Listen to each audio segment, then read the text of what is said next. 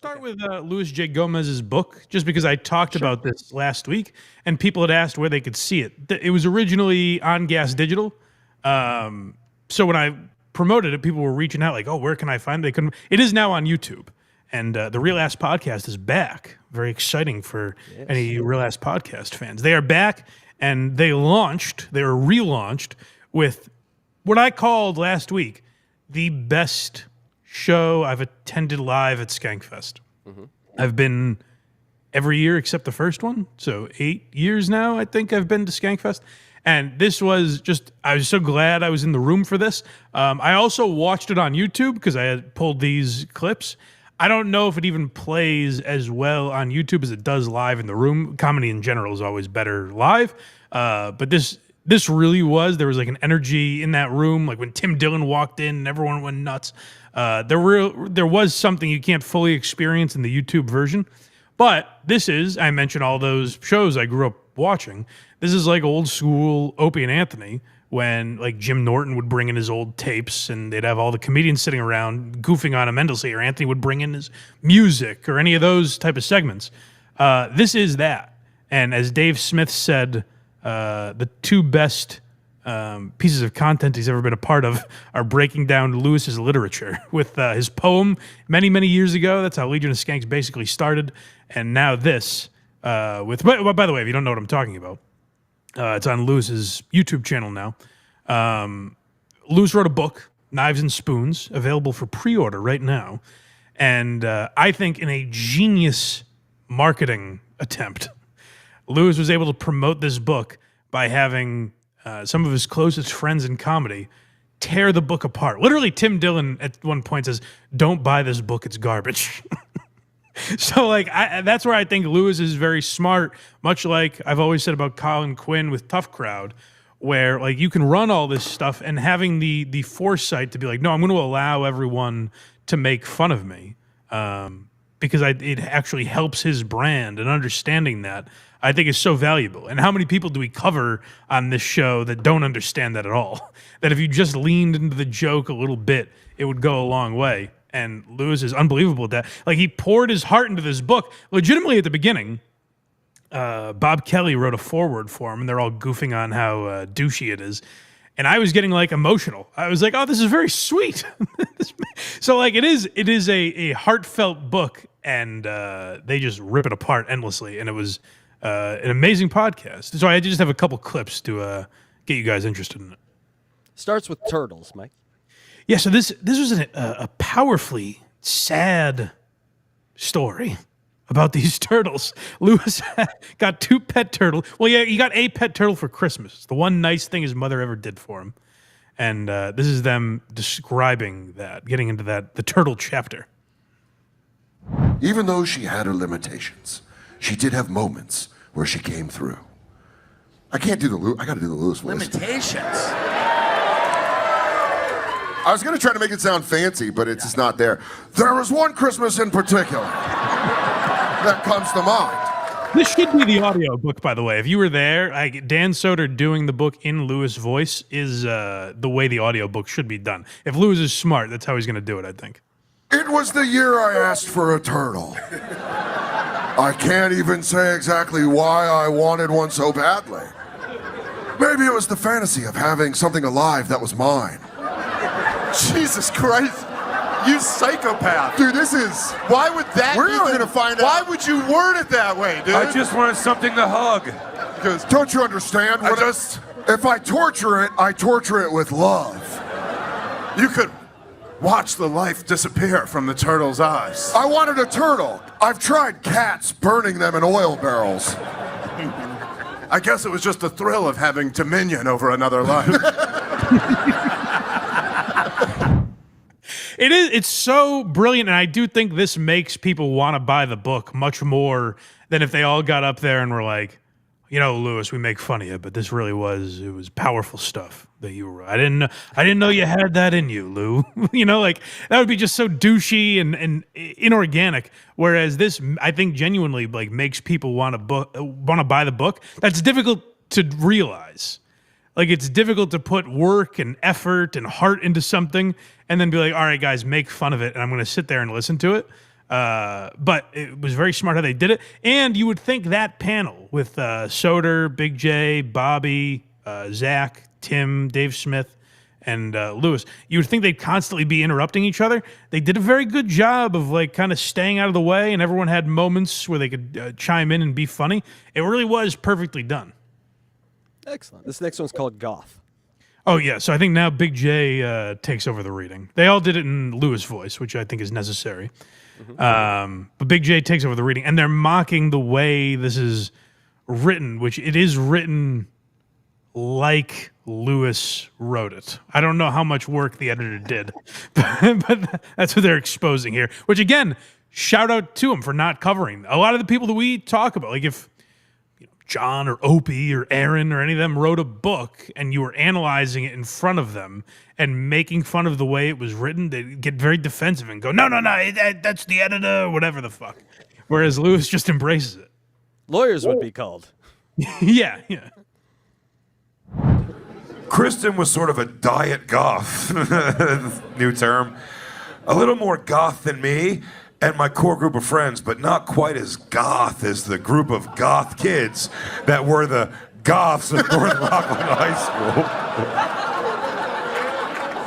Was it a drinking game? Yeah. I bet the publisher I couldn't say golf 70 times in a chapter. I said. So your editor had no thoughts on that sentence, huh? Just let you run with that. You know what? I'm not gonna lie, 18's goth heavy, but I think we could use more. So just like picking it apart from that standpoint, literally saying it's poorly written. Like Tim Dillon went into another show that doesn't have this context. He went on the regs and goes, "Don't buy the book; it's dog shit." Yes. This is a whole new genre, Mike. Like, people might pay people that wouldn't normally write books to write a book, so then it could then be roasted. The roast of the book. We're in the new era. They said that, I think Soder said the New York Times is going to write a piece where they're like, everything we thought about literature is out the window.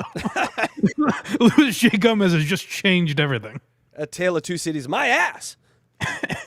And this is where, so Tim takes, I think this is the last clip, right? More goths. No, there's two more. Oh, I'm sorry, there's more. He squeezed more goths in. So after they're riffing about that, Jay gets back to reading. How about this? You want to hear the next two lines? In the late 90s, there was always a group of goths at every high school. My friends and I were goth adjacent. Goth adjacent. What does that even mean? So one day, Diet Goth and Goth Adjacent were sitting in the Goth Kids Goth. Oh, I think I'm figuring it out. I think goth is Lewis's Smurf. It means, or if people from Philadelphia use the word John. It's everything. It's a noun. It's a verb. Oh, I'd like to goth you right in the goth if my goth wasn't here. All right, the goth is goth right is goth. The funniest thing is when Joe Rogan's going to call me, he's going to go, Lewis's book is pretty good. It's still a good story. He goes, it's actually not bad. I'm going to go, yeah, it is. It is good. It's good. I read it. Did you get the Cemetery Gates? That is, Rogan is going to have it. Like if Rogan does read it, it could go either way, where Rogan never mentions it, or he's going to go, man, that was powerful. Like he really gets swept into it. Chapter 3 got me, man. I love that they didn't. I don't know if it was a strategic move by the editor, but I love that they didn't change shit like that because it's true to Lewis's voice. Like them being able to mock the way that sentence is written is what they would do just on Legion of Skanks if Lewis was speaking. You know, The book was an ice bath for my brain. So this is where I said. Like the book, genuinely, Lewis' story is incredible. When you think, and they were joking that the foreword that Bob Kelly wrote was essentially just giving Lewis credit for staying alive. But Lewis's dad was a drug dealer and pimp that was stabbed to death when Lewis was 4. Lewis's mom was a prostitute and heroin addict that died when he was 20, I think. That he didn't speak to a lot later in her life. And he tells stories about how she would burn him with curling iron and shit like that. Like, he was abused as a kid. The idea that now he's seemingly like a good father, a business owner, like, you know, generally speaking, an upstanding citizen, unless you're an Uber driver. Like it is pretty incredible that he was able to like turn things around from such a difficult childhood. So that's where like the book, there are moments where you're like, it has heart in it, and you get like kind of emotional, and that's what Tim Dillon takes over reading here. That's what Joe Rogan's gonna say. Are you just doing what he's gonna say? Okay. Well, that's what Joe Rogan's gonna say, but more like mesmerized. Like, yeah, whoa. Yeah. All right, real book. Here we go. Yeah. This family. Other times I would just sleep in my car. Anything to avoid going back home. My relationship with my mom had completely deteriorated. She had become very abusive, emotionally and physically, and it felt like she'd given up on everything, on herself, on parenting, on life in general. She had cancer, and her vocal cords were damaged so badly that she could barely speak above a whisper. I didn't realize this thing was going to get dark. Well, by the way, if you had just read that, you would think it was like a real book. It's not a real book. That's what I loved is Tim Dillon just shitting all over it, and he makes fun of the fact like Lewis is describing 9/11, and he talks about like the HOV, like he's talking about highways in New York and shit like that. And Tim Dillon's like, oh, so it's really more of like a travel book. Like it's how to get around New York City. So yeah, like they ripped it apart. I had a buddy text me because I was talking so highly of it last week. A buddy texted me and is like, why did they only do an hour? Like it was almost like they were just getting into a groove.